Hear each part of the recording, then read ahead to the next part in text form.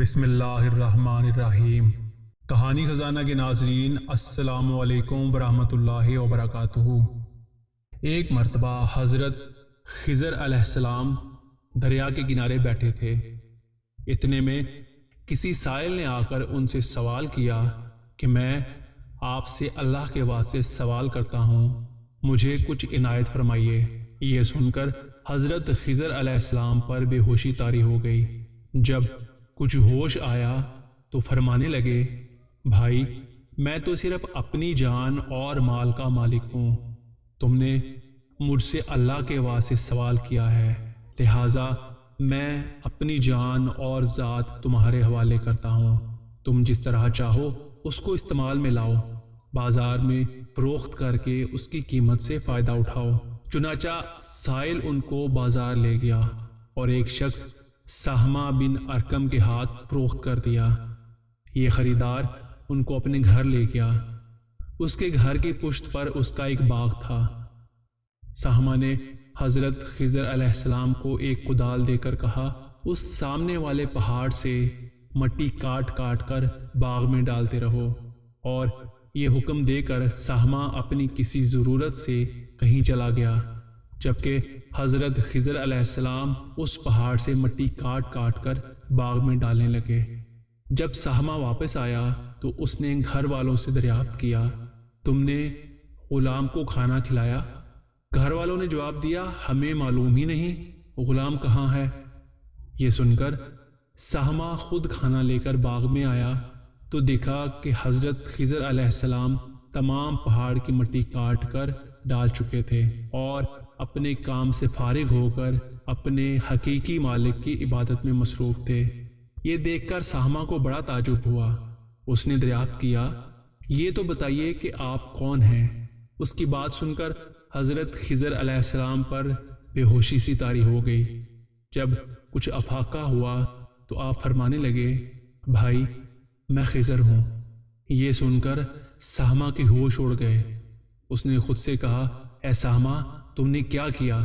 ایک اللہ کے ولی کو اپنا غلام بنا لیا، یہ تو انتہائی گستاخی ہو گئی۔ پھر اس نے اللہ سے توبہ کی اور حضرت خضر علیہ السلام کو آزاد کر دیا۔ اللہ تعالیٰ سے اپنے لیے دعا کی کہ یا رب العالمین مجھ سے اس کا مواخذہ نہ کیجیے گا، کیونکہ میں ان کو نہیں جانتا تھا۔ آزاد ہونے کے بعد حضرت خضر علیہ السلام نے اللہ تعالیٰ سے دعا فرمائی اور سجدہ شکر ادا کیا اور فرمایا، اے میرے پروردگار میں تیرے ہی حق میں غلام بنا اور تیرے ہی حق میں آزاد ہوا، اس پر تیرا شکر گزار ہوں۔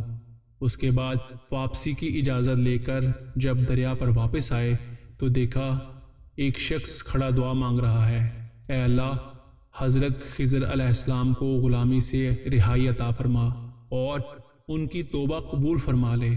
حضرت خضر علیہ السلام نے یہ دیکھ کر اس شخص سے دریافت کیا کہ آخر تو کون ہے؟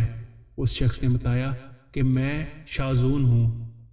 شاذون نے کہا، اے خضر تم نے اپنے لیے رہنے کا مکان بنا کر دنیا طلب کی ہے، کیونکہ حضرت خضر علیہ السلام کا دریا کے کنارے ایک عبادت خانہ تھا۔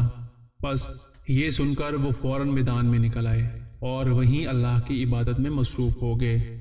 اس کے بعد حضرت خضر علیہ السلام نے اسی جگہ ایک درخت لگایا اور اس کے سائے میں عبادت شروع کی تو آواز آئی، اے خضر جب تم نے درخت کے سائے میں سجدہ کیا تو تم نے دنیا کو آخرت پر ترجیح دی، مجھے اپنی عزت اور جلال کی قسم ہے، مجھے دنیا کی محبت میں رضامندی نہیں ہے۔ اس کے بعد حضرت خضر علیہ السلام نے شاذون فرشتے سے کہا، اے شاذون دعا کرو کہ اللہ تعالیٰ میری توبہ قبول فرمائے۔ چنانچہ شاذون نے دعا کی اور اللہ تعالیٰ نے شاذون کی برکت سے حضرت خضر علیہ السلام کی توبہ قبول فرمائی۔